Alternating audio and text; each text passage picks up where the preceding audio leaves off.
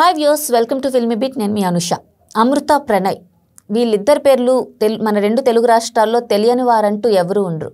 మనకి 2018లో అమృత ప్రణయ్ విషయంలో జరిగిన అన్యాయం మనకు తెలుసు. ప్రణయ్ని మనకి అమృత తండ్రి అయినటువంటి మారుతీరావు సుపారీ ఇచ్చి హత్య చేయించడం మనకు తెలుసు. ఇది ఒక పరువు హత్య. అది కూడా ఈ స్టోరీ అంతా మనకు తెలుసు. వాళ్ళిద్దరూ లవ్ మ్యారేజ్ చేసుకోవడం, ఆ తండ్రిని రెచ్చగొట్టే కొన్ని కార్యక్రమాలు చేయడం, దాంతో మారుతీరావుకి కోపం వచ్చి తన అల్లుడిని సుపారీ ఇచ్చి నరికించడం. ఆ టైంలో అమృత 5 months ప్రెగ్నెంట్ కూడా. అమృత ఎదురుగానే తన భర్తను నడి రోడ్డు మీద నరకడం మనం చూసాం. ఆ కంప్లీట్గా ఒక వీడియో మనకి సీసీ కెమెరా ద్వారా రికార్డ్ అయింది. దాన్ని చూసి చాలామంది రగిలిపోయిన సిచ్యువేషన్ కూడా మనం చూసాం. ఇలా చేయడం తప్పు అని చాలామంది ఖండించారు. అట్ ద సేమ్ టైం మనం చూసుకుంటే అమృతది తప్పు అని చెప్పిన ఒక వర్గం కూడా ఉంది. సో మన ఆ రెండు వర్గాల గురించి మాట్లాడుకునే ముందు ఈ కేసుకి సంబంధించి దాదాపు 7 ఏళ్ల తర్వాత తీర్పు వెలువడింది. అయితే ఈ 7 ఏళ్లలో మనం చూసుకుంటే అమృత ప్రణయ్కి సంబంధించి ఒక బయోపిక్ కూడా వచ్చేసింది. మనకి ఆర్జీవి డైరెక్ట్ చేసిన మర్డర్ అనే ఒక సినిమా వచ్చింది. ఈ సినిమాలో పూర్తిగా అమృతను నెగిటివ్ చేస్తూ, అంటే మారుతీరావు తప్పేం లేదు, అమృత లేదంటే ప్రణయ్ వీళ్ళిద్దరూ కలిపి తన తండ్రిని, అమృత తండ్రిని రెచ్చగొట్టే విధంగా చేయడం, అలాగే అంత చిన్న వయసులో తండ్రి మాటను కాదని తను ప్రణయ్తో వెళ్ళిపోవడం.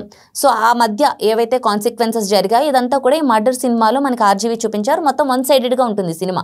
మారుతీరావుని సపోర్ట్ చేస్తూ ఉంటుంది, తప్పలేదు. ఎందుకంటే ఎవరి వెర్షన్ వాళ్ళది, ఎవరి పాయింట్ ఆఫ్ వ్యూ వాళ్ళది. ఆర్జీవి పాయింట్ ఆఫ్ వ్యూ అది అయి ఉండొచ్చు.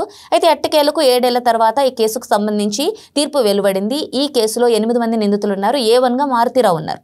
అయితే మారుతీరావు తన అల్లుణ్ణి ఏదైతే సుపారీ ఇచ్చి మర్డర్ చేయించారో దాని తర్వాత కొన్ని రోజులకే ఆయన సూసైడ్ చేసుకొని చనిపోయారు మనకు తెలుసు.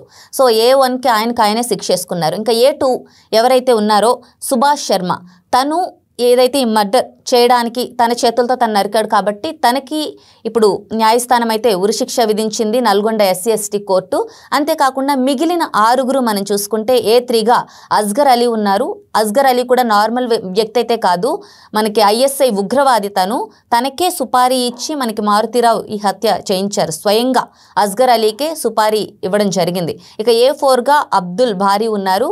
A5గా MA కరీం ఉన్నారు. A6గా శ్రవణ్ కుమార్ ఎవరైతే మారుతీరావు ఉన్నారో ఆయనకి స్వయాన సోదరుడు, అండ్ మనకి అమృతకి చిన్నాన్న అవుతారు. సో ఇందు కూడా మనకి కీలక పాత్ర ఉంది మర్డర్ విషయంలో. ఇంకా A7గా సముద్రాల శివ, మారుతీరావు కార్ డ్రైవర్. ఇక A8గా నిజాం, ఏదైతే నిందితుడు మనకి సుభాష్ శర్మ ప్రయాణించిన ఆటో డ్రైవర్ అనమాట అయినా. సో తిన్ని కూడా నిందితుడిగా చేర్చారు. అంటే హత్య చేయడమే కాదు, హత్యకు సహకరించిన వాళ్ళందరినీ కూడా ఇందులో నిందితులుగా చేర్చారు. 6గురికి కూడా యావజ్జీవ కారాగార శిక్ష పడింది.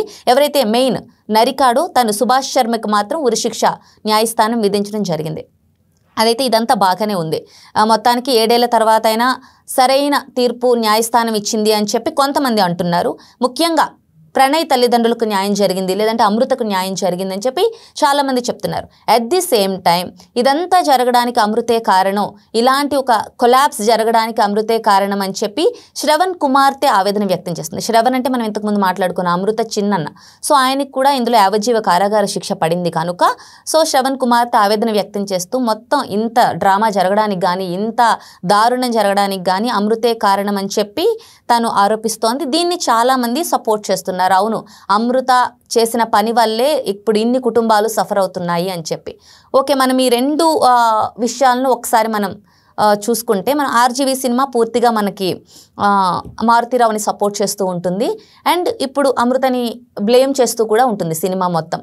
అయితే ఇప్పుడు అమృత సైడ్ నుంచి ఒకసారి మనం ఆలోచించుకుంటే, ఇద్దరు యువకులు, అమృతకి 22 లేదంటే ప్రణయ్కి 24, ఇద్దరు యువకులు లవ్ చేసుకొని ఏదో ఒక తెలిసి తెలియని వయస్సులో పెళ్లి చేసుకున్నారు. ఆ అమ్మాయి ప్రెగ్నెంట్ కూడా అయింది.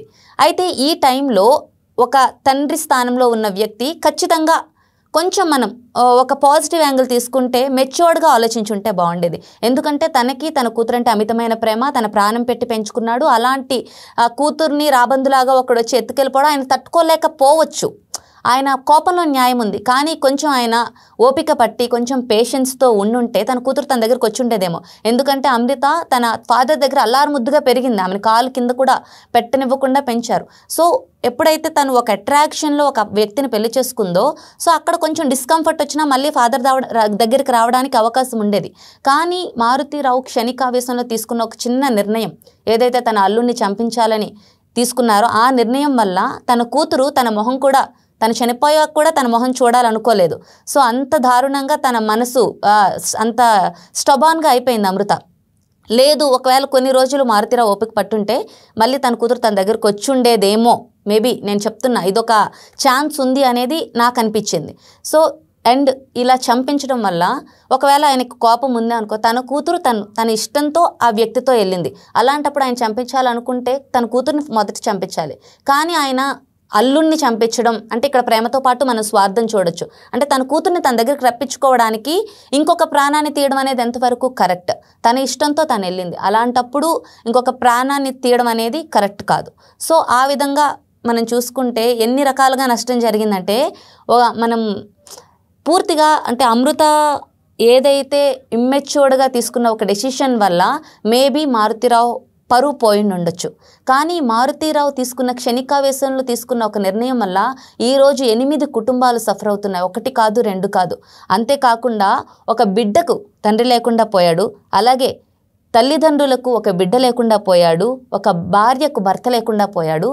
ఈవెన్ తన భార్యకు కూడా ఆయన లేకుండా సూసైడ్ చేసుకున్నారు మారుతీరావు. ఈవెన్ అట్లీస్ట్ ఆయనైనా స్టబాన్గా నేను చేసింది కరెక్టే, నేను తీసుకున్న నిర్ణయం కరెక్టే అని చెప్పి స్టబాన్గా శిక్ష పడే వరకు వెయిట్ చేసి ఉండాల్సింది. ఆయన అక్కడ కూడా గివప్ చేసేసి ఆయన ప్రాణం ఆయనే తీసుకున్నారు.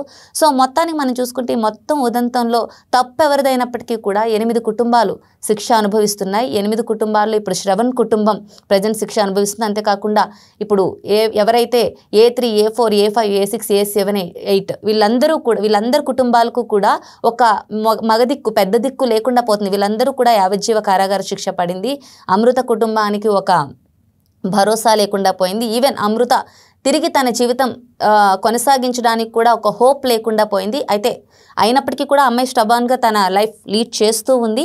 ఇప్పటికైనా ఇది ఇక్కడతో ఆపి ఎవరి లైఫ్స్ వాళ్ళు లీడ్ చేసుకుంటే ఎలాంటి నష్టం జరగదు. కానీ ఇప్పుడు కూడా మళ్ళీ పగలు లేదంటే కక్షలు కార్పణ్యాలు అనుకొని ముందుకు వెళ్తే మాత్రం ఇంకా నెక్స్ట్ జనరేషన్స్ కూడా నష్టపోవడానికి ఎక్కువగా అవకాశం ఉంది. మరి చూద్దాం ఇది ఇంకా ఏమైనా కొనసాగుతుందో లేదంటే ఇప్పటికైనా ఈ విషయాన్ని ఇక్కడతో ఆపేసి ముందుకు వెళ్తారా అనేది చూడాల్సి ఉంది.